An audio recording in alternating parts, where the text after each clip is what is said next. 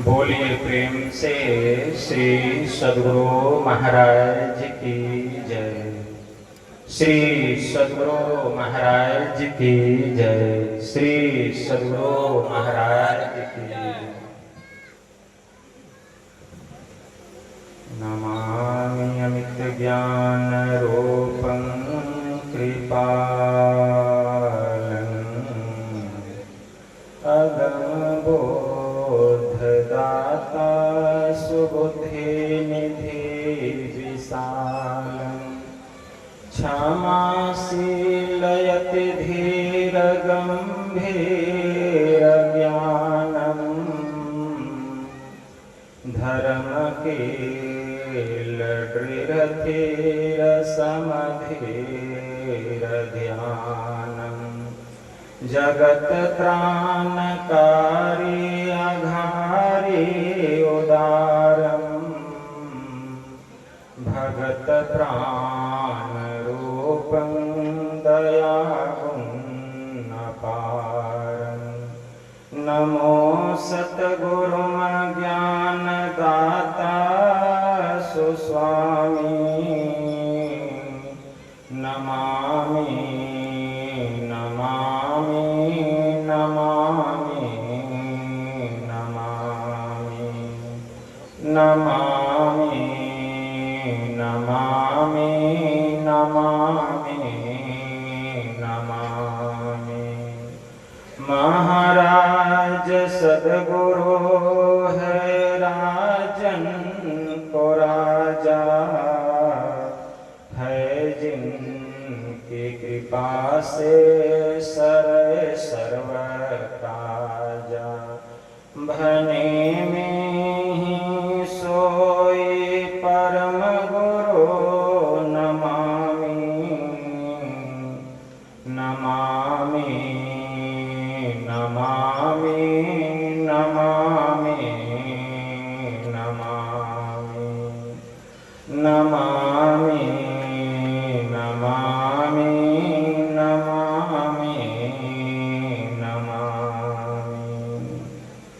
श्री सद्गुरु महाराज की जय। अव्यक्त रूप में परमाराध्य संत सद्गुरु महाराज के पावन कमल चरणों में बारंबार नमन। तीर्थों को भी पावन करने वाले वंदनीय साधु समाज के श्री चरणों में कोटि सह नमन। आदरणीय सत्संग प्रेमी गुरुजनों, भक्तिमती माताओं एवं धर्मशीला बहनों, आप लोगों को सर्वविदित हो चुका है कि यह त्रिदिवसीय संत मत सत्संग का आयोजन हमारे आदरणीय कैलू यादव जी की परलोकवासिनी धर्म पत्नी लहसुनिया देवी के अस्थूल शरीर छूटने के उपरांत उस दिवंगत आत्मा के परम कल्याण के लिए यह संत मत सत्संग का आयोजन किया गया है। इस संत मत सत्संग के द्वारा ज्ञान योग युक्त एकमात्र ईश्वर भक्ति का संदेश दिया जाता है, उपदेश दिया जाता है। प्रत्येक प्राणी मात्र को बोध कराया जाता है कि ज्ञान क्या है, योग क्या है, भक्ति क्या है, जीव क्या है, माया क्या है, ब्रह्म क्या है। इन सभी रहस्यमयी बातों का ज्ञान सत्संग के माध्यम से यह जो जीव अबोध बना हुआ है, सत्संग श्रवण करते करते एक दिन वह सुबोध और परम ज्ञानी हो जाता है। अभी संत स्तुति और गुरु वंदना से पाठ का शुभारंभ हुआ। हम लोगों ने अति ही मनोयोग पूर्वक भक्ति युक्त ढंग से पाठ का श्रवण किया।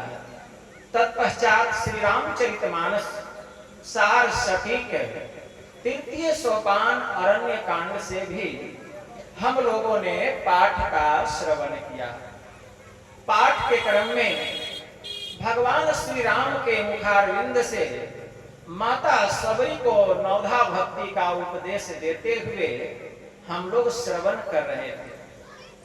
भगवान श्री राम ने माता सबरी को 9 प्रकार की भक्ति का उपदेश दिए और अंत में क्या कहा कि हे सबरी 9 माह एकहूं जिनके होई, नारी पुरुष सचराचर कोई, सोई अतिशय प्रिय भामिनी मोरे, सकल प्रकार भगति गृह तोरे।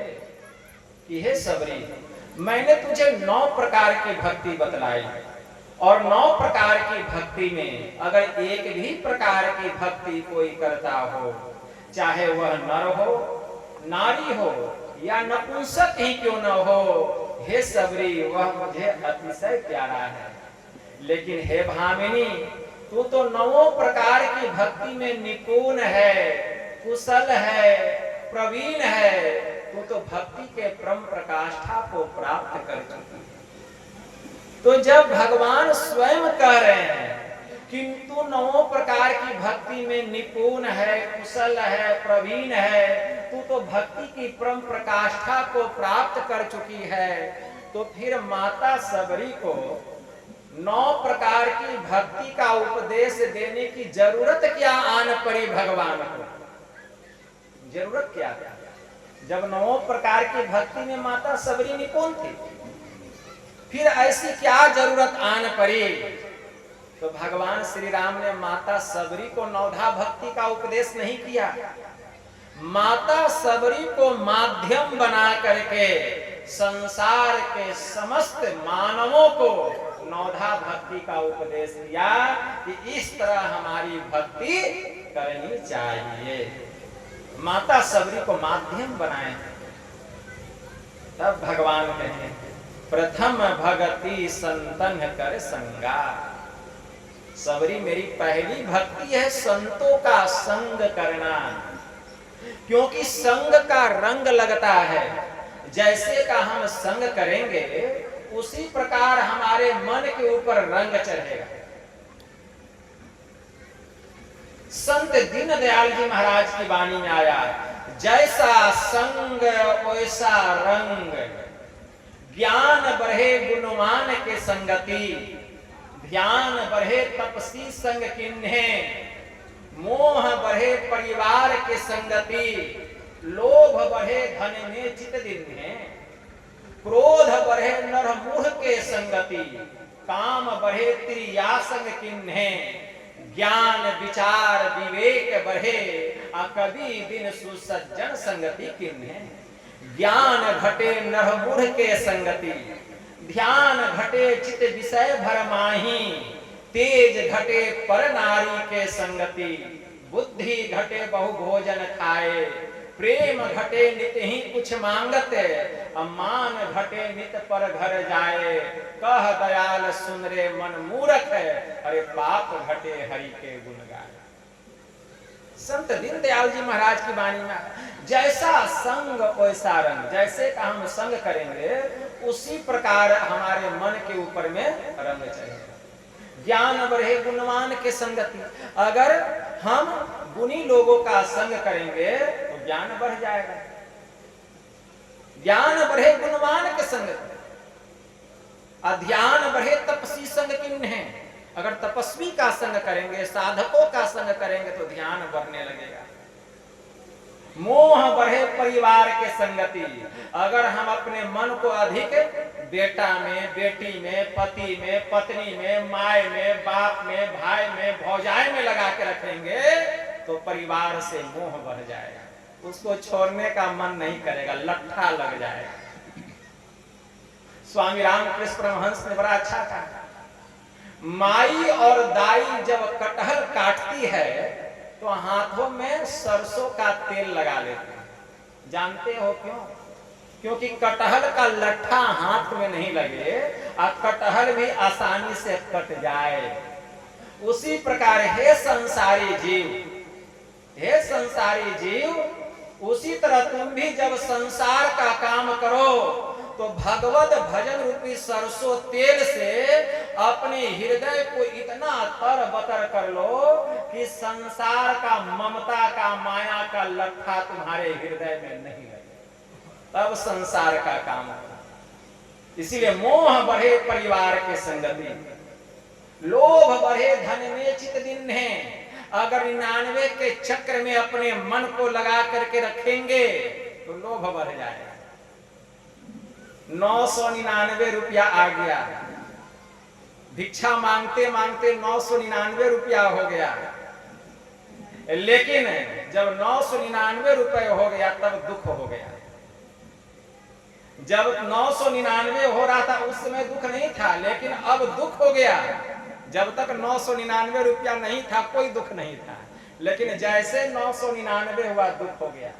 क्या दुख हुआ कि कोई 1 रुपया दे देता तो 1000 रुपया हो जाता, कोई 1 रुपया दे देता तो 1000 हो जाता। लेकिन जब तक नहीं था कोई दुख नहीं, अब 999 हो गया तो दुख है।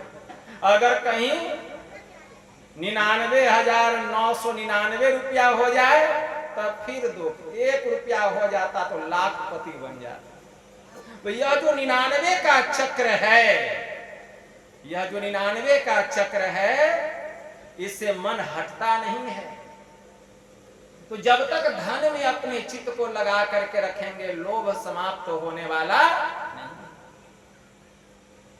होने वाला नहीं है। क्रोध बढ़े नर मूर्ख के संगति, अगर हम मूर्ख लोगों का संग करेंगे क्रोध बढ़ जाएगा। काम बढ़े त्रियासंग किन्हे, अगर स्त्री पुरुष का संग और पुरुष अधिक स्त्री का संग करेगा तो उसके अंदर की कामनाएं बढ़ जाएगी, वासनाएं बढ़ जाएगी, कामना कभी खत्म नहीं होगा। भगवान महावीर ने बड़ा अच्छा कहा, आत्मशोधक पुरुषों के लिए शरीर का श्रृंगार, पौष्टिक स्वादिष्ट भोजन और स्त्री पुरुषों का संसर्ग, ये सब ताल पुट विष के समान महान भयंकर है। जो व्यक्ति निष्कपट होता है उसी की आत्मा शुद्ध होती है, और जिसकी आत्मा शुद्ध होती है उसी के पास धर्म ठहर सकता है। जैसे घी से सिंची हुई अग्नि पूर्ण प्रकाश को प्रज्वलित करती है, ठीक वैसे ही सरल और शुद्ध साधक परम निर्वाण पद को प्राप्त करता है। तो काम बढ़े त्रियासंग किन्हे, इसीलिए अधिक स्त्री पुरुष का और पुरुष स्त्री का संग नहीं करना चाहिए। ज्ञान विचार विवेक बढ़े, कभी दिन सुसज्जन संगति किन्हे। ज्ञान विचार और विवेक तीनों एक साथ बढ़ जाते हैं जब हम सदा सज्जनों की संगति करते हैं। ज्ञान घटे नर मूर्ख के संगति, मूर्ख लोगों का संग करेंगे ज्ञान घट जाएगा। ध्यान घटे चित्त विषय भरमाही, अगर अपने चित्त को हमेशा विषय में, रूप में, रस में, गंध में, स्पर्श में और शब्द में लगा करके रखेंगे, हमारा ध्यान घट जाएगा। महोपनिषद में बड़ा अच्छा मंत्र आया है, भारो विवेकिनः शास्त्रम भारो ज्ञानम च रागिनः अशांतस्य मनोभारो अभारो अनात्मविदो बपुः। अविवेकी के लिए शास्त्र भार है, रागी के लिए ज्ञान भार है, अशांत मनुष्य के लिए मन भार है, और जो आत्मज्ञानी नहीं है उसके लिए यह शरीर ही भार है, उसके लिए यह शरीर ही भार है। इसीलिए स्वामी रामकृष्ण परमहंस ने कहा, अगर सूखी हुई दिया सलाई की कांटी हो तो एक ही बार मसाले पर घसने से भग करके जल उठती है। अगर दिया सलाई की कांटी भींगी हुई हो तो मसाले पर घिसते घिसते कांटी टूट जाती है लेकिन जलती नहीं है। ठीक उसी प्रकार विषय वासना हीन मन में एक ही बार उपदेश करने पर उसके भीतर में ज्ञान और भक्ति का उदय होता है, लेकिन विषय वासना लवलीन मन में, प्रवीण मन में हजारों बार उपदेश करने पर भी उसके ऊपर कोई प्रभाव नहीं पड़ता है, कोई प्रभाव नहीं पड़ता है। इसलिए ज्ञान विचार विवेक बढ़े, कभी दिन सज्जन संगति किन्हे। ज्ञान घटे नर मूर्ख के संगति, ध्यान घटे चित विषय भरमाही, तेज घटे पर नारी के संगति। अगर पुरुष पर स्त्री का और स्त्री पर पुरुष का संग करती है तो उसका ब्रह्मचर्य समाप्त होता है, चेहरे का चमक समाप्त हो जाता है, तेज समाप्त हो जाता है, वह ध्यान साधना से नीचे गिर जाता है और निश्चित उसका पतन होता है। फिर कितना भी प्रयास कर ले, जब तक उसका पाप धुलता नहीं, साधना में उसकी उन्नति नहीं होती, वह शिखर पर चढ़ाई नहीं करता है।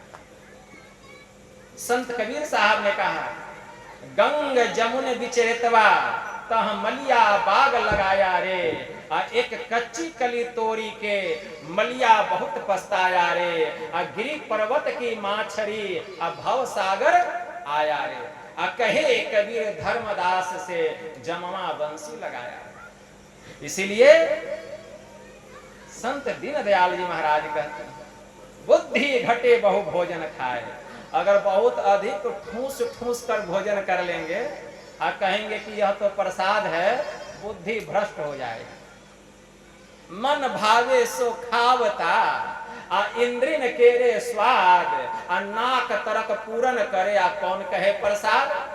जो जो मन भा रहा है खा रहे हैं, कहते यह तो बाबा प्रसाद है, प्रसाद है, खा रहे हैं। अरे मन भावे सो खावता आ इंद्रिन के रे स्वाद, आ नाक तलक पूरन कहे आ कौन कहे प्रसाद।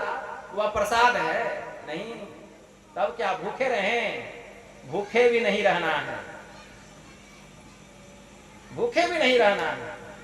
संत जालंधर नाथ जी महाराज की वाणी में आया, थोड़ा खाए तो कल्पे झलपे, आ घनो खाए रोगी, आ दोनों पखा की संधि विचारे ताको बिरला जोगी। इतना भी कम भोजन नहीं करना है कि मन में कल्पना रह जाए, मन कल्पते रह जाए कि थोड़ा और खाते, और इतना भी अधिक नहीं खा लेना है कि हम बीमार पड़ जाएं, अब उठ नहीं सके, अब हमको चारपाई चाहिए लेटने के लिए।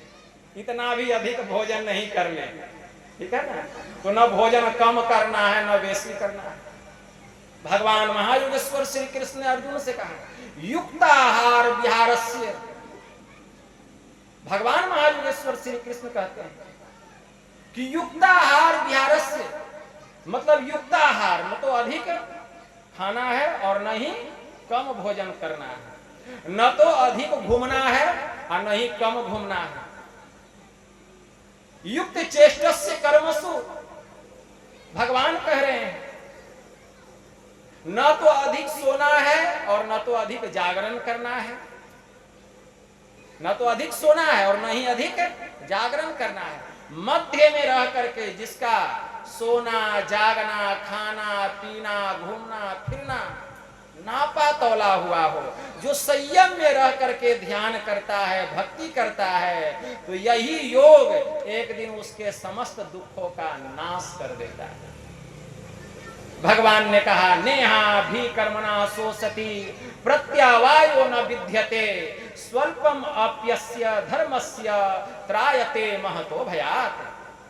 कि हे अर्जुन, मेरे इस योग के आरंभ का नाश नहीं होता, मेरी इस भक्ति के बीज का नाश नहीं होता, प्रत्यावायो न विद्यते, इसका उल्टा परिणाम नहीं होता।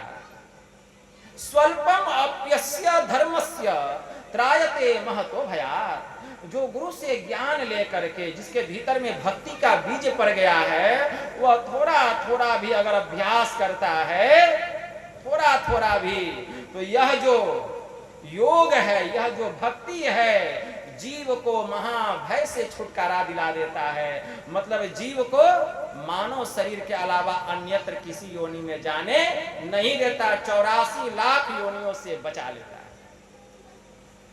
बचा लेता है। वही कहते हैं कि थोड़ा खाए तो कल्पे झलपे, घनो खाए रोगी, और दोनों पखा की संधि विचारे ताको बिरला जोगी। जो मध्य में रहकर खान पान, आहार विहार, घूमना फिरना जिसका संयमित तो होता है, वही जोगी योग करते करते एक दिन भक्ति के परम प्रकाष्ठा को प्राप्त कर लेता है।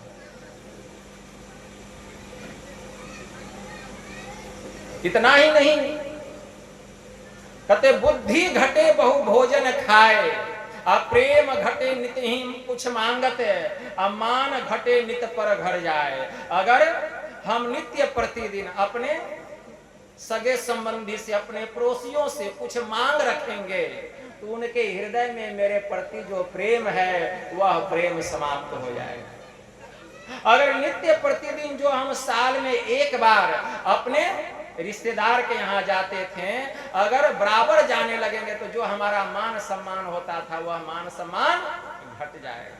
इसीलिए मान घटे नित पर घर जाए, कह दयाल सुन रे मन मूर्ख है, अब पाप घटे हरि के गुण गाए। इसीलिए कुछ घटाना है तो पाप को घटाइए, इसके लिए सत्संग कीजिए। इसीलिए प्रथम भक्ति संतन कर संगा, मेरी पहली भक्ति है संतों का संग करना, संतों का संग करना। लेकिन संत की संगति हो तब ना, हमारे पास वैसी आंख नहीं है कि हम पहचान सके कि कौन संत है और कौन असंत है। संत कहते किसको है? संत कबीर साहब ने कहा, फूटी आंख विवेक की, सूझे न संत असंत, जाके 7 10 20 है ताको नाम महंत। उसके ज्ञान की आंख, विवेक की आंख फूट गई है। हम देखते हैं जिसके साथ 10 20 चमकीली गाड़ियां हैं, 10 20 चेला चमचा है, उसको कहते बहुत बड़े महंत हैं। क्या यही संत की पहचान है? वे संत नहीं होते हैं। गुरु नानक देव जी महाराज की वाणी में आया, जोग न खिंता जोग न डंडे, जोग न भस्म चढ़ाइए, जोग न मुंडे मोरी मुराइये, जोग न सिंगी वाइये, अंजन माही निरंजन रहिए, जोग जुगति इव पाइये। गल जोगो न होई, अरे एक दृष्टि करी समसरि जाने, जो भी कहिए सोई। जोग न बाहरी मरनी मसानी, जोगी न तारी लाइये, जोग न दिसी दिसंती भविये, जोग न तीरथ नहाइये, अरे अंजन माही निरंजन रहिए, जोग जुगति इव पाइये। गल जोगो न होई, एक दृष्टि करी समसरि जाने, जोगी कहिए सोई। सतगुरु भेंटे तो सहसा छूटे, धावतु वर्जि रहाइये, निझर झरी सहज धुनि लागे, घर ही परचा पाइये। अरे अंजन माही निरंजन रहिए, जोग जुगति इव पाइये। गल जोगु न होई, एक दृष्टि करी समसरि जाने, जोगी कहिए सोई। नानक जीवतिया मरी रहिए, ऐसा जोग कमाइए, बाजा बाजही सिंगी बाजे, निर्भव पद पाइये। अरे अंजन माही निरंजन रहिए, जोग जुगति इव पाइये। गल जोगो न होई, एक दृष्टि करी समसरि जाने, जोगी कहिए से। मतलब क्या समझे? नहीं समझे। जोगी कौन? जोग न खिंता, क्या गुदरी पहन लिया तो जोगी हो गया? वह जोगी नहीं। जोग न डंडे, हाथ में डंडा ले लिया घूमने लगा, जोगी हो गया? वह जोगी नहीं। जोग न भस्म चढ़ाइए, पूरे शरीर में भभूत लगा लिया, श्मशान घाट जा करके, जोगी हो गया? वह जोगी नहीं। जोग न मुंडी मूरी मुराइए, जोग न सिंगी भाइये, क्या बाल दाढ़ी बढ़ा लिया, गिरवा वस्त्र पहन लिया तो वह जोगी हो गया? वह जोगी नहीं। तब बाल दाढ़ी मुड़ा लिया और सफेद वस्त्र पहन लिया, वह जोगी हो गया? वह भी जोगी नहीं। तब जोगी कौन? गुरु नानक देव जी महाराज कहते हैं, अरे अंजन माही निरंजन रहिए। अंजन का अर्थ होता है माया और निरंजन का अर्थ होता है ब्रह्म। इस संसार रूपी माया में रह करके जिन्होंने ब्रह्म को जान लिया, ब्रह्म को पहचान लिया, वह जोगी है। इसके लिए गल जोगो न होई, घर घर गप मारने वाला जोगी नहीं। एक दृष्टि करी समसरि जाने, जोगी कहिए से। जिसने दृष्टि की दोनों धाराओं को योगिक क्रिया के द्वारा एक करके जो अंधकार से प्रकाश मंडल में चला गया, वह जोगी की श्रेणी में चला गया। अगर ऐसे भी महात्मा का दर्शन हो जाए, महापुरुष का दर्शन हो जाए, समझ जाइए यह परमात्मा की पहली भक्ति। प्रथम भगति संतन कर संगा। भेष कैसा भी हो, अगर ऊंचा ख्याल है, दिन बाहर से दिखे भीतर से माल है। कोई कहता भिक्षु है, कोई कहे कंगाल है, अरे गुदरी पहने उसके गुदरी में लाल। ऐसे होते हैं जोगी, ऐसे होते हैं संत, ऐसे महापुरुषों का संग करना यह परमात्मा की पहली दूसरी रति मम कथा प्रसंगा।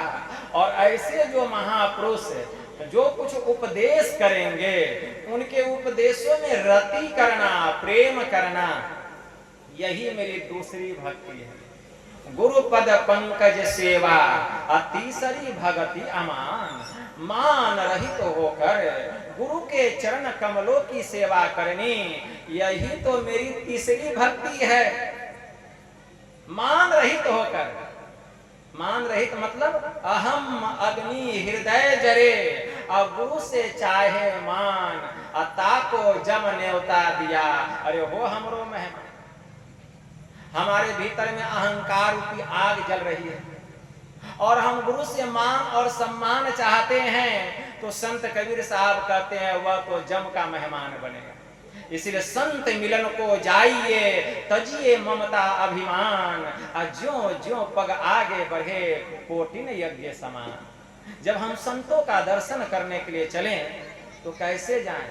मान और अभिमान को त्याग कर।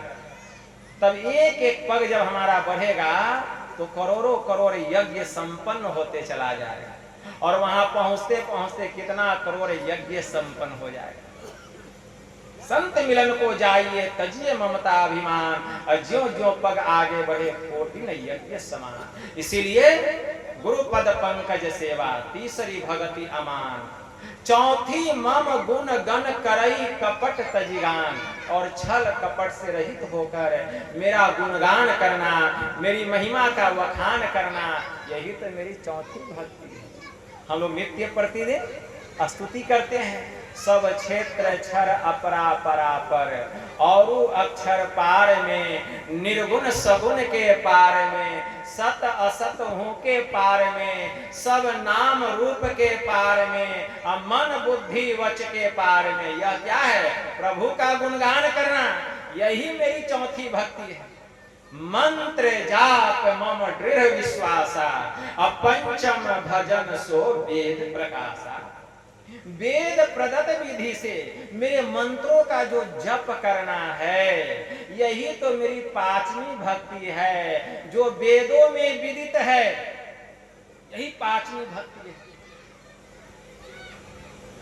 छठ दमशील विरति बहुकर्मा, निरत निरंतर सज्जन धर्मा।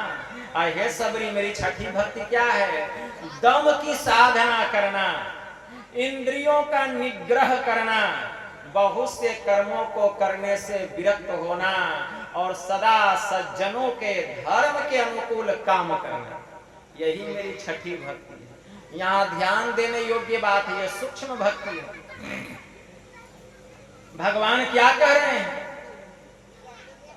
भगवान करें छठ दमशील विरति बहुकर्मा, मतलब मेरी छठी भक्ति क्या? दम की साधना करना, इंद्रियों का निग्रह करना, और बहुत से कर्मों को करने से विरक्त होना। बहुत से कर्मों को करने से विरक्त कौन होगा? और सदा सज्जनों के धर्म के अनुकूल काम करना। तो बहुत से कर्मों को करने से विरक्त कौन होगा? हमारे गुरु महाराज कहा करते थे कि सभी धर्मों से वही छूटेगा जो कि सभी कर्मों से छूटेगा, क्योंकि कर्म करने से ही धर्म होता है। जब तक हम कर्म नहीं करेंगे तो धर्म कैसे होगा? तो कर्म करना पड़ेगा। तो सभी प्रकार के धर्मों से वही छूटेगा जो कि सभी प्रकार के कर्मों से छूटेगा, क्योंकि कर्म करने से ही धर्म होता है। लेकिन हम कर्म कैसे करते हैं? हम कर्म करते हैं शरीर और इंद्रियों के माध्यम से। आंख देखती है, कान सुनता है, जिह्वा स्वाद लेती है, हाथ से कोई काम करते हैं, पैर से चलते हैं, मुंह से भोजन करते हैं। तो हम शरीर और इंद्रियों के माध्यम से कर्म करते हैं। तो हम शरीर और इंद्रियों के माध्यम से कर्म कब करते हैं? जबकि शरीर और इंद्रियों की घाटों में चेतन की धाराएं पसरी हुई रहती है, तब हम कर्म करते हैं। अगर शरीर और इंद्रियों की घाटों में जो पसरी हुई चेतन की धाराएं हैं, इसको समेट करके अगर इसके केंद्र पर हम केंद्रित कर दें तो कर्म होगा, तब कर्म नहीं होगा, और जब कर्म ही नहीं होगा तो धर्म कहां से होगा। तो इसके लिए करना क्या पड़ेगा, इसके लिए एक नाम का जप करना पड़ेगा, एक रूप का ध्यान करना पड़ेगा, और तब दृष्टि साधना करनी पड़ेगी, दृष्टि योग की साधना करनी पड़ेगी। एक नाम का जप, जो गुरु मंत्र बतला दे उसी गुरु मंत्र का जप करना पड़ेगा। हमारे परमाराध्य ने कहा, ध्यान से सुनिए, अति पावन गुरु मंत्र मन ही मन जाप जपो, उपकारी गुरु रूप को मानस ध्यान थको, देवी देव समस्त पूरन ब्रह्म परम प्रभु, गुरु में करे निवास कहत है संत सब।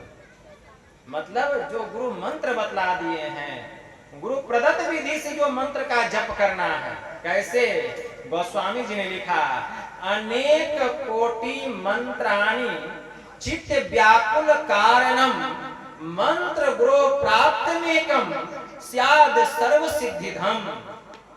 मतलब संसार में करोड़ों मंत्र हैं, अगर करोड़ों मंत्र में हम अपने चित्त को लगा करके रखेंगे तो ये चित्त स्थिर होने के बजाय, शांत होने के बजाय चंचल हो जाएगा, व्याकुल हो जाएगा। इसलिए मंत्र गुरु प्राप्त मेकम स्याद सर्व सिद्धिधम, इसलिए गुरु प्रदत्त विधि से जो मंत्र का जप करेंगे गुरु मंत्र का, तो यह मंत्र सभी प्रकार की सिद्धियों को देने वाला है।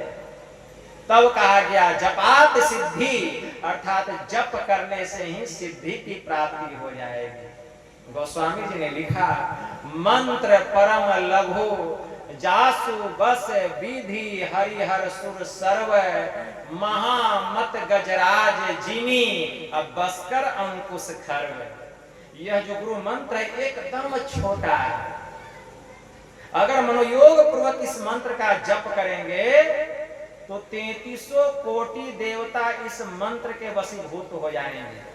ब्रह्मा विष्णु महेश, इनके अलावा इन तीनों की पटरानियां सरस्वती लक्ष्मी और पार्वती, जासु बस विधि हरिहर सुर सर्व, महामत गजराज जिमी बसकर अंकुश खर, इन सबको बस में करने के लिए यह जो मंत्र है अंकुश के जैसा काम करता है, अंकुश के जैसा काम करता है।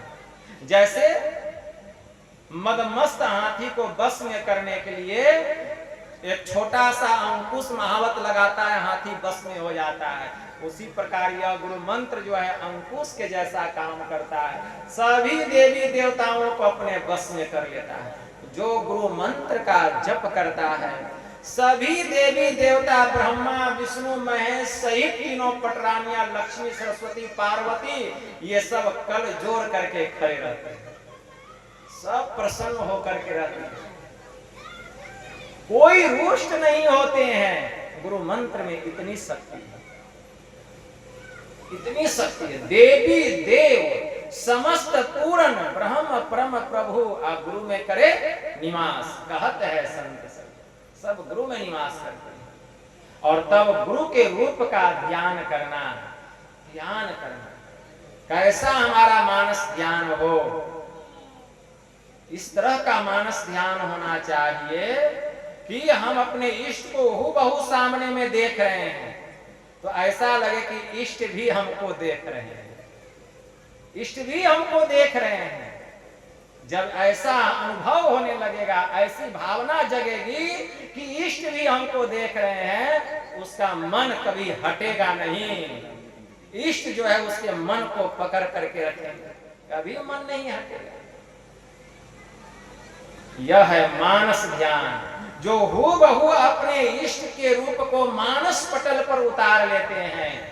तो गुरु नानक देव जी महाराज की वाणी आया, गुरु की मूर्ति हृदय बसाइए, जय ही इच्छे सोई फल पाइए। तो जो जो इच्छा करेंगे सब फल की प्राप्ति हो जाएगी। जब हमारा मानस जप और मानस ध्यान हो जाए कुछ काल के लिए, तब हमें सूक्ष्म साधना करने की योग्यता आती है। सूक्ष्म ध्यान करने की योग्यता आती है। मानस जप और मानस ध्यान करने से मन पवित्र होता है, सुरत निर्मल होती है, सूक्ष्म साधना करने की योग्यता आती है। और तब हम सूक्ष्म साधना करते हैं। क्यों? शरीर और इंद्रियों की घाटों में जो पसरी हुई चेतन की धाराएं हैं, इसको समेट करके केंद्र पर केंद्रित करना है। वह केंद्र क्या है? आज्ञा चक्र 10वां द्वार। दोनों आंख बंद है, दोनों आंख और नासिका का जो मिलन स्थान है, ठीक उसके सामने नासिका के अग्रभाग में, नासिका का अग्रभाग किसको कहा गया? नासिका का अग्रभाग किसको कहा गया? जहां से नाक प्रारंभ होता है। नहीं, ये नहीं है, ये तो नासिका का अंतिम भाग है। ये नासिका का अंतिम भाग है। नासिका का अग्रभाग, जहां से नाक शुरू हुआ, तो नासिका यहां से शुरू हुई और यहां जाके खत्म हो गई, तो ये अंतिम भाग हुआ। और अग्रभाग दोनों आंख और नासिका का जो मिलन स्थान है, वो अग्रभाग हुआ। भगवान शिव जी ने कहा, माया शक्तिर ललाटस्य अग्रभागे व्योमा अम्बुजे तथा नाद रूपा प्राशक्तिर ललाटस्य तु मध्य में भागे बिंदु में शक्ति। भगवान शिव जी कह रहे हैं कि नासिका के अग्रभाग में माया शक्ति परमात्मा विराजमान है। माया शक्ति परमात्मा, और मध्य भाग में नाद रूपा प्राशक्ति विद्यमान है। भागे बिंदुर मई शक्ति लाटस्य प्राम सके, और नासिका के मध्य भाग में, मध्य भाग में बिंदु रूपी शक्ति विराजमान है। और उस बिंदु के मध्य में जीव बैठा हुआ। बिंदु मध्य च जीवात्मा सूक्ष्म रूपेण वर्तते, और उस बिंदु के मध्य में सूक्ष्म रूप में जीव बैठा हुआ। सूक्ष्म रूप वहीं जीवात्मा का बैठक है।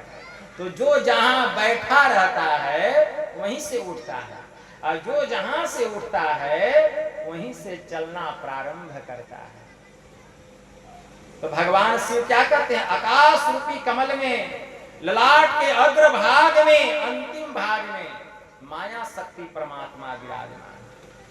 मध्य भाग में, ललाट के मध्य भाग में नाद रूपा पराशक्ति विराजमान है। और नासिका के मध्य भाग में, ललाट के अंतिम भाग में, और ललाट के अंतिम भाग में कौन है? बिंदु रूपी शक्ति विराजमान है ललाट के अंतिम भाग में। और उस बिंदु के मध्य में सूक्ष्म रूप में जीव बैठा हुआ है। वहीं पर अपने चित्त को लगाना है। दोनों आंख बंद है, दोनों आंख और नासिका का जो मिलन स्थान है, ठीक उसके सामने, कितना सामने? तो 12 अंगुल की दूरी पर। लेकिन 12 अंगुल बना करके ध्यान नहीं करना है। एक अनुमान से गुरु निर्दिष्ट स्थान पर, जहां गुरु बतलाए हैं देखने के, वहां एकदम दोनों आंख बंद है, एकदम सामने में अंधकार के मध्य में टकटकी लगा करके ख्याल से, सिमटी हुई निगाह से देखना है। केवल देखना है। मन भागेगा, मन को समेट समेट करके वहां लगाना है। जितना बार मन भागे, जहां जहां मन भग जाए, ताही तह तह से तत्क्षण अब फेरी फेरी ले आइए, लगाइए ध्यय में आपन, ऐसे ही करी प्रत्याहार, धारणा धारण धरी के, अरे हारे में ही औरो आगे बढ़िए, चाहिए धर धारा धरी। दृष्टि योग अभ्यास अति ही करत कंपनी सहज ही छुटे, प्रौर होवे सुरत तब तिल दरवाजा टूटे, नजर की जोर से अरे हारे में ही लगे टकटकी, खूब जोर बर जोर से। ज्योति मंडल की सैर झकाझक झांकिए, तिल डिग जुगनो ज्योति टका टक ताकिए, होत बिज्जू उजिया नजर थिर न रहे। अरे हारे में ही सूरत कांपती रहे। अरे ज्योति दृढ़ क्यों गए? देखिए कैसा आनंद आता है, कितनी शांति मिलती है, कितना भीतर में सुकून मिलता है, मन को कितनी खुशी मिलती है। वैसा सुख तो इस संसार में भी नहीं। इस तरह मन को वहां लगा करके देखना चाहिए। देखते देखते क्या होता है, संत पलटू साहब की वाणी में आया, दृष्टि की दोनों धार जाकर के मिलती है। जैसे जैसे सिमटाव होता है, जितना दृष्टि का सिमटाव होगा उतना अंधकार का सिमटाव होगा। यह जो पर्वत के समान अंधकार अभी दिखाई दे रहा है, यही पर्वत के समान जो अंधकार है तिल बिंदु के समान हो जाता है। क्यों? आपकी दृष्टि सिमट गई। जैसे सुई के छेद में जब डोरा पिरोना होता है तो दृष्टि को कितना समेट लेते हैं, केवल सुई का छिद्र ही दिखाई दे, अगर नहीं दिखाई दे तो डोरा सुई के छेद में नहीं घुसेगा। ठीक उसी प्रकार भीतर में इतना दृष्टि को समेट लेना है, उस अंधकार में, पर्वत के समान अंधकार में मध्य में ध्यान लगाना, एकदम सामने। यह अंधकार एकदम तिल बिंदु के समान हो जाएगा, काले रंग के तिल के समान। और तब दृष्टि की दोनों धार उस तिल बिंदु पर जाकर के टकराएगी, और जैसे तिल बिंदु पर जाकर के टकराएगी वह तिल खिड़की खुलेगी, तिल खिड़की खुलेगी, धमाकेदार शब्द होगा। संत पलटू साहब कहते हैं, फूटी गया आसमान शब्द की धमक में, अरे लगी है गगन में आग सुरती की चमक में, शेष नाद और कमठ सभी लगे कांपने। जितने स्वर्गीय देवी देवता हैं हाहाकार मच जाएगा, सब कांपने लगते हैं। कौन महापुरुष हैं जिनकी गति हमारे तक हो रही है? शेष नाग और कमठ सभी लगे कांपने। अरे हमारे पलटू सहज समाधि की दशा खबर नहीं आती, समाधि लग जाती है, फिर अपना शरीर का भी खबर उसको नहीं रहता है। वही सूरत है, जब दृष्टि की दोनों धार मिलती है, अंधकार का मंडल फटता है, तो सूक्ष्म द्वार में सूरत प्रवेश करती है और अंधकार को पार करके प्रकाश मंडल में जाती है। प्रकाश मंडल में तजो पिंड चढ़ी जाओ ब्रह्मांड ही, जो वीर हो अपेलो सुस्मन दृष्टि, शिष्ट जो तीर हो बिंदु नाद अगुवाए तुम ही ले जाएंगे। अरे हारे में ही ज्योति सहनाद की सैर कराएंगे। तब देखिए, तब साधक जो है अंधकार से प्रकाश मंडल में जाता है, शरीर और इंद्रियां काम करना बंद कर देती है, दम की साधना में हम निपुण हो जाते हैं, कुशल हो जाते हैं, प्रांगत हो जाते हैं। वह जो साधक है, वह साधक सभी प्रकार के कर्मों से, धर्मों से वही छूटेगा जो कि सभी प्रकार के कर्मों से छूटेगा, क्योंकि कर्म करने से ही धर्म होता है। ऐसे साधक से जितने कर्म होते हैं वह प्रकाशित कर्म होते हैं, और वही साधक सज्जनों के धर्म के अनुकूल काम करता है। मतलब झूठ, चोरी, नशा, हिंसा, व्यभिचार, ये 5 पाप उसको छू भी नहीं पाता है, स्पर्श नहीं कर पाता है। लेकिन जब तक साधक अंधकार मंडल में रहता है, उससे चोरी भी होगा, भूल भी होगा, कभी व्यभिचार भी हो जाएगा, उससे कभी भी पाप हो सकता है, कभी भी भूल हो सकता है। संत राधा स्वामी जी महाराज की वाणी में आया, सखी क्यों देर लगाई, चटक चढ़ो 9 द्वार, इस नगरी में तिमिर समाना, अब भूल भ्रम हर बार। जब तक इस नगर में रहोगे अंधकार में, कभी भूल होगा, कभी भ्रम होगा, एक बार नहीं बार बार होगा। इसलिए खोज करो अंतर उजियारी, छोड़ चलो 9 द्वार। इसलिए 9 द्वारों को छोड़ो और 10वें द्वार में प्रवेश करो, 10वें द्वार में प्रवेश करो। तो सभी प्रकार की इंद्रियों से वही छूटेगा, सभी प्रकार के धर्मों से वही छूटेगा जो कि सभी प्रकार के कर्मों से छूटेगा, क्योंकि कर्म करने से ही धर्म होता है। और कर्म करते हम शरीर और इंद्रियों के माध्यम से। जब शरीर और इंद्रियों की घाटों से चेतन की धार का सिमटाव हो जाएगा तो फिर हम कर्म कैसे करेंगे? और जब हम कर्म ही नहीं करेंगे तो धर्म कहां से होगा? वह व्यक्ति जो है सदा सज्जनों के धर्म के अनुकूल काम करेगा। सज्जनों का धर्म क्या है? झूठ, चोरी, नशा, हिंसा, व्यभिचार, वह पंच महापापों से मुक्त हो जाएगा। उससे जितने भी कर्म होंगे प्रकाशित कर्म होंगे, उससे जितना भी कर्म होगा समाज का कल्याण होगा, जीव के कल्याण के लिए होगा। यही मेरी छठी भक्ति है। छठ दम शील विरति बहु कर्मा, अनिरत निरंतर सज्जन धर्मा, यही मेरी छठी भक्ति है। यह है छठी भक्ति। अतब सातम सम मोहि मैं जग देखा, अमोते संत अधिक करी लेखा। ऐ सबरी, मेरी सातवीं भक्ति क्या? समता को प्राप्त करना। संसार में जितने रूप हैं सभी रूपों में मेरे स्वरूप को देखना, और हमसे भी बढ़ करके संत को समझना, हमसे भी बढ़ करके संत को समझना। यही तो मेरी सातवीं भक्ति है। मतलब समता को प्राप्त करना। समता को कौन प्राप्त करेगा? जो कि मनोनिग्रह की साधना करेगा, जो शब्द साधना करेगा, नदानुसंधान की साधना करेगा। इसी के लिए नदानुसंधान की साधना, सुरत शब्द योग की साधना। जो अंधकार से प्रकाश मंडल में चले जाते हैं तो गुरु महाराज उनको नाम का दान देते हैं। क्या का दान देते हैं? नाम का दान। और उनको बतलाते हैं कि 5 शब्द है। 5 शब्द क्यों? क्योंकि 5 मंडल है। अब पांचों मंडल का 5 केंद्र है। बिना केंद्र का कोई मंडल ही नहीं बन सकता। यह जो स्थूल मंडल है, इस स्थूल मंडल का भी केंद्र है। स्थूल मंडल और सूक्ष्म मंडल की जो संधि है, आज्ञा चक्र 10वां द्वार, जहां पिंड और ब्रह्मांड की हद मिली है, वह स्थूल मंडल का, स्थूल जगत का केंद्र बतलाया गया। आज्ञा चक्र 10वां द्वार। सूक्ष्म मंडल और कारण मंडल की जो संधि है, वह सूक्ष्म मंडल का केंद्र है त्रिकुटी महल।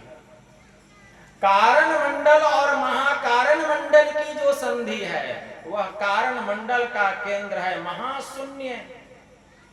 महाकारण मंडल और केवल्य मंडल की जो संधि है, वह महाकारण मंडल का केंद्र है भंवर गुफा। महाकारण मंडल का केंद्र है और केवल्य मंडल के केंद्र स्वयं परम पिता परमात्मा बतलाए। तो ये 5 मंडल है। अब पांचों मंडलों का 5 केंद्र है। अब प्रत्येक केंद्र से केंद्रीय नाद हो रहा है, वह नाद बतलाते हैं गुरु महाराज। इसी के लिए नदानुसंधान की साधना। अनुसंधान का मतलब खोज, मतलब नाद की खोज करना, शब्द की खोज करना। तब हम शब्द साधना करते हैं, शब्द साधना करते हैं। और गुरु महाराज जो शब्द बतलाए हैं, उस शब्द को हम सुनने का प्रयास करते हैं। अपने भीतर में अनहद प्रकार का शब्द हो रहा है। सूक्ष्म मंडल में नाना प्रकार के शब्द गुरु महाराज की वाणी में आया। सुरती दर्श करण को जाती, तकती तीसरी तिल खिड़की, ज्योति बिंदु ध्रुव तार इंदु लखी, लाल भानु झलकी, बजत विविध विधि अनहद सोरा। 5 मंडलों की संत मते का सार भेद यह, बात कही उनकी असमझा में ही, अरे लखा नमुना बात है सतहित की। सुरती दरस करन को जाती, तकती तीसरी तिल की। वहां शोर हो रहा है, अनहद प्रकार के नादों की वर्षा हो रही है। सूक्ष्म मंडल जो केंद्रीय नाद है गुरु बतलाते हैं, उस केंद्रीय नाद को हम पकड़ते हैं सूक्ष्म मंडल में। सूक्ष्म मंडल के केंद्रीय नाद को, और उस केंद्रीय नाद को पकड़ करके हमारी सूरत सूक्ष्म मंडल के केंद्र पर सहस्त्र दल कमल को पार करती हुई त्रिकुटी महल पर चढ़ाई करती है। तब हमारी सूरत वह नाद त्रिकुटी महल में जैसे जाता है वह वहीं लय हो जाता है, लेकिन सूरत त्रिकुटी महल को पार करके आगे निकल जाती है। त्रिकुटी महल को पार करके आगे निकल जाती है, कारण मंडल में जाती है। यहाँ सूरत पर जो अंतःकरण की इंद्रियां थी, मन बुद्धि चित्त और अहंकार, यह भी छूट जाता है। क्यों? मन बुद्धि चित्त अहंकार की त्रिकुटी लग दौर, कह दरिया इनके परे रंकार की ठौर। इसके परे तो शब्द ही शब्द है, ठीक है। तब सूरत जो है कारण मंडल में जाती है। कारण मंडल यह अदृश्य जगत है, यह अरूप जगत है। कारण मंडल और महाकारण मंडल, इसको अपना कोई प्रकाश नहीं है, लेकिन यहाँ शब्द होता है और शब्द से प्रकाश निकलता है। शब्द होता है और शब्द से प्रकाश निकलता है। जो सूरत वहां प्रवेश करती है, सूरत भी प्रकाशित होती है। जैसे जैसे चेतन आत्मा पर से आवरण उतरते जाता है, वैसे वैसे यह चेतन आत्मा प्रकाशित होते जाता है।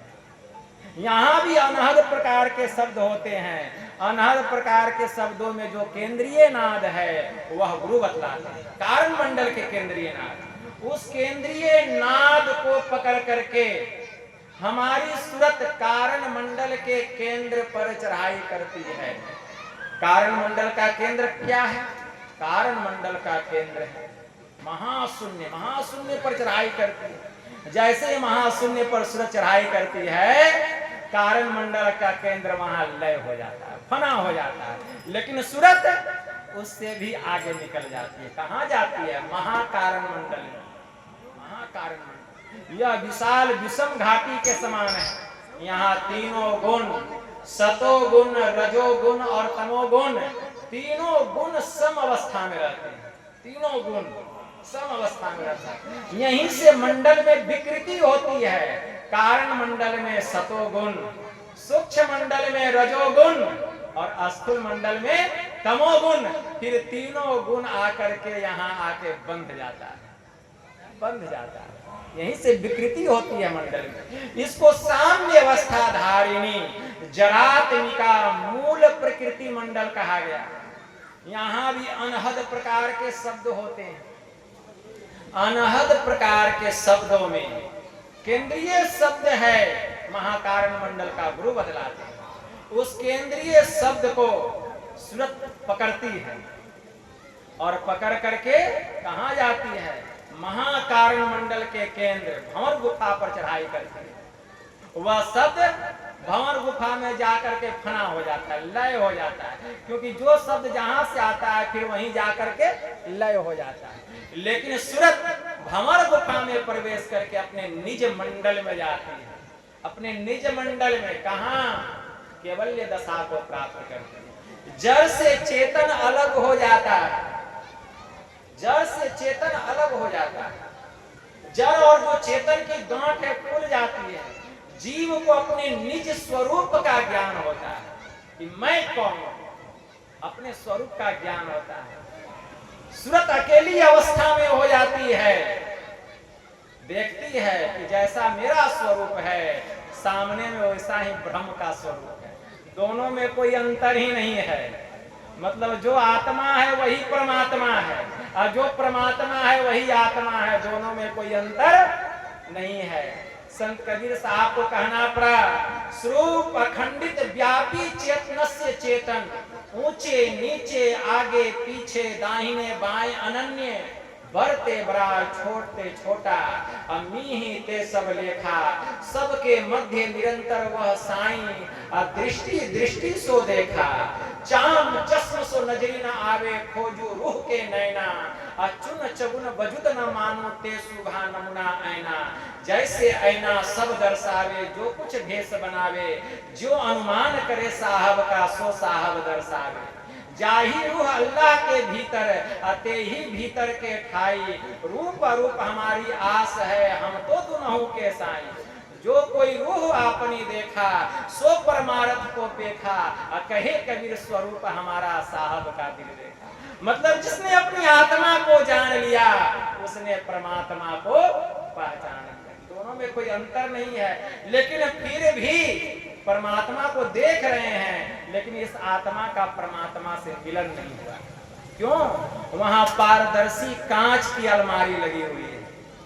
स्वामी रामकृष्ण परमहंस ने कहा कि संतों की दृष्टि में सर्वसाधारण जन का हृदय कांच की अलमारी के जैसा होता है। जैसे कांच की अलमारी के भीतर में क्या रखा हुआ है हम देख लेते हैं, कहाँ रसगुल्ला है, कहाँ पेड़ा है, कहाँ टिकरी है, कहाँ गुलाब जामुन है। वैसे ही संत जो होते हैं हमारे हृदय को देख लेते हैं कि हम अपने साथ क्या लेके आए, छल लेके आए हैं कि कपट लेके आए हैं, कि श्रद्धा लेकर के आए हैं, कि आस्था लेके आए हैं, कि भक्ति लेके आए हैं, वो सब कुछ देख लेते हैं। तो यहाँ पारदर्शी कांच की अलमारी है और यहाँ ईश्वरीय शब्द की अनुभूति होती है, यहाँ ब्रह्मनाद की अनुभूति होती है। परमात्मा के पास से शब्द आ रहा है और वह शब्द सृष्टि के कण कण में हो रहा है। ऐसा नहीं कि केवल उसी मंडल पर हो रहा है, नहीं, यहाँ भी हो रहा है, लेकिन हम नहीं सुन पा रहे हैं। क्यों?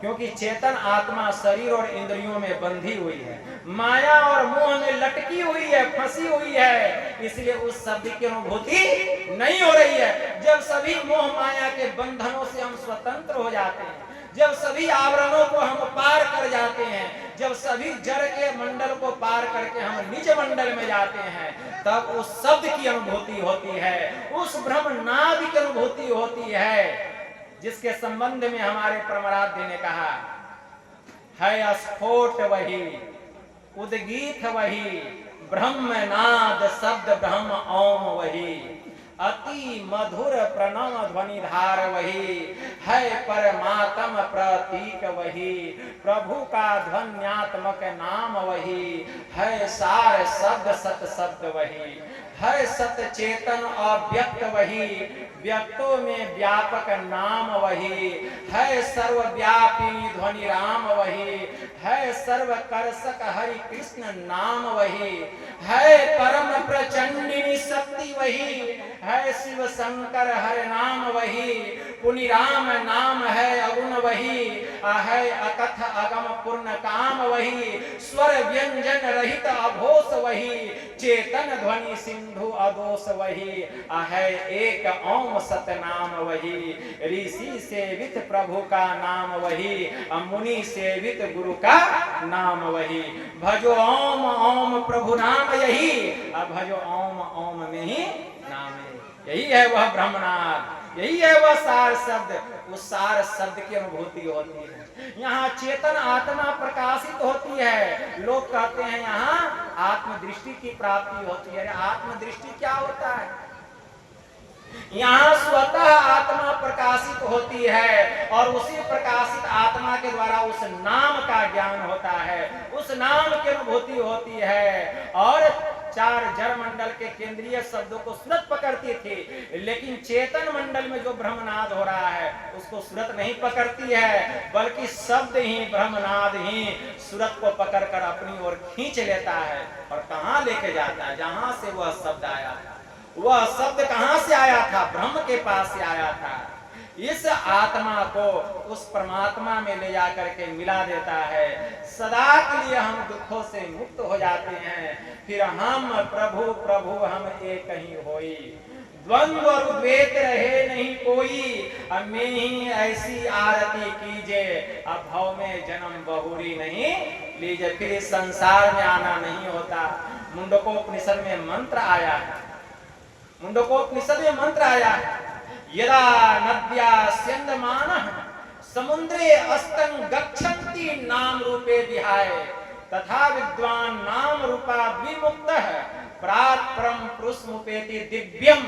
जैसे निरंतर बहती हुई नदियां अपने नाम रूप का परित्याग करके जब समुद्र में जाकर के मिल जाती है तो उसकी संज्ञा सागर की नहीं, उसकी संज्ञा नदी की नहीं, समुद्र की हो जाती है।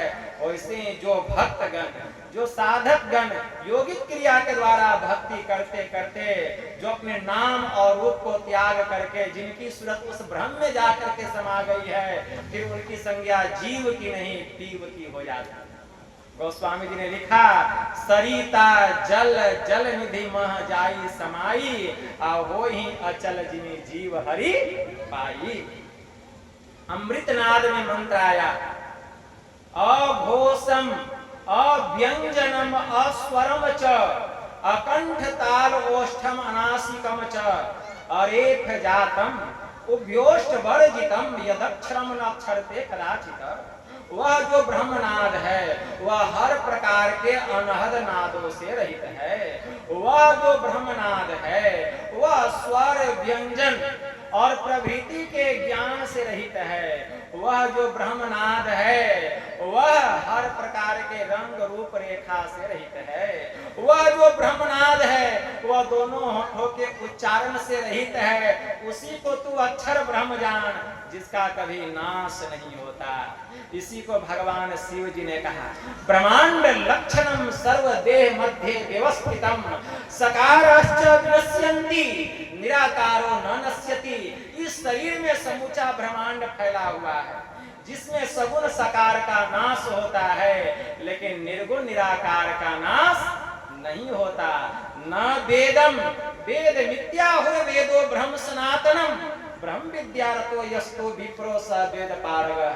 वेद को वेद नहीं कहते हैं, नित्य सत्य ब्रह्म को ही वेद कहते हैं और ब्रह्म ज्ञान में निरत व्यक्ति को ब्राह्मण और वेद पारदर्शी कहते हैं। वैसे महापुरुषों को ब्राह्मण कहते हैं, विप्र कहते हैं। ब्राह्मण सबको नहीं कहा गया।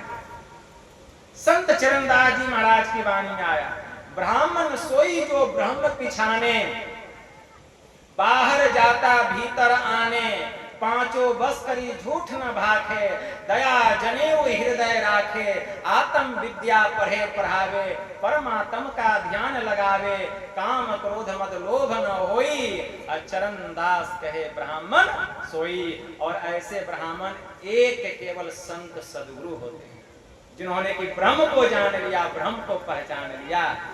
ठीक है ना, ऐसे को विप्र कहा गया, ऐसे को ब्राह्मण कहा गया है। और ऐसे ब्राह्मणों के संबंध में मानस कहता है, गोस्वामी जी मानस में लिखते हैं, बंदौ प्रथम मही सुर चरना मोह जनित संशय सब हरना। मैं ऐसे विप्रों के ऐसे संत सद्गुरु के चरण की वंदना करता हूँ जिनके समीप चले जाने पर हमारे अंदर की जितनी अज्ञानताएं हैं, जितने अवगुण हैं, सबका वे हरण कर लेते हैं। और वे हरण करने वाले कौन ब्राह्मण होते हैं? एक संत सद्गुरु। वही इस दुनिया के सबसे बड़े देवता। सद्गुरु समान देवता तीन लोक में नाही, जो नर पूजे और को सीधे चमपुर जाए। इस कलयुग के सबसे बड़े देवता संत सद्गुरु। इसीलिए गुरु की भक्ति करनी चाहिए। गुरु भक्ति, गुरु पूजा करना, अनट बनट कछु मन नहीं धरना। गुरु महाराज की वाणी में आया, हमारे गुरुदेव ने कहा, क्या कहते हैं, जो गुरु कृपा तनिहु विचारे मिटे कल्पना सोग है। अब गुरु समदाता साहिब नाही, गुरु गुरु जपिए लोग है। गुरु तजी और न चित्त बसाइए, गुरु गुरु गुरु गुरु नित्य है। और जपत रहिए में ही कर जोड़ी, और गुरु चरणन धरी चित्त। इसलिए एक गुरु की भक्ति करें और यह मान करके चलें कि जैसे गुरु हैं वैसे ही ईश्वर है। गुरु में और ईश्वर में कोई अंतर नहीं है। साहब से सतगुरु है, साहब कबीर को कहना पड़ा, साहब से सतगुरु भय, सतगुरु से भय साध, ये तीनों अंग एक है। गति कछु अगम अगाध, साहब मिले सतगुरु मिले, अंतर रहा नरेक, मनसा वाचा कर्मणा साधु साहब एक। गोस्वामी जी ने मानस में लिखा, संत भगवंत अंतर निरंतर नहीं कछु कीमती मति विमल कह दास। मैं अपनी निर्मल बुद्धि से कहता हूँ, संत में और भगवंत में कोई अंतर नहीं है। इसलिए गुरु से जुक्ति जान करके हम एक ईश्वर की भक्ति करें, इसी में हमारा परम कल्याण होगा। यही थोड़ा सा आप लोगों की सेवा में कहा। माइक भी देखते हैं बंद हो गया, तो यही थोड़ा सा आप लोगों की सेवा में कहा। इतना ही कहकर मैं गुरु महाराज के श्री चरणों में प्रेम पुष्प समर्पित करते हुए अपनी वाणी को विराम देता हूँ। बोलिए प्रेम से श्री सद्गुरु महाराज की जय।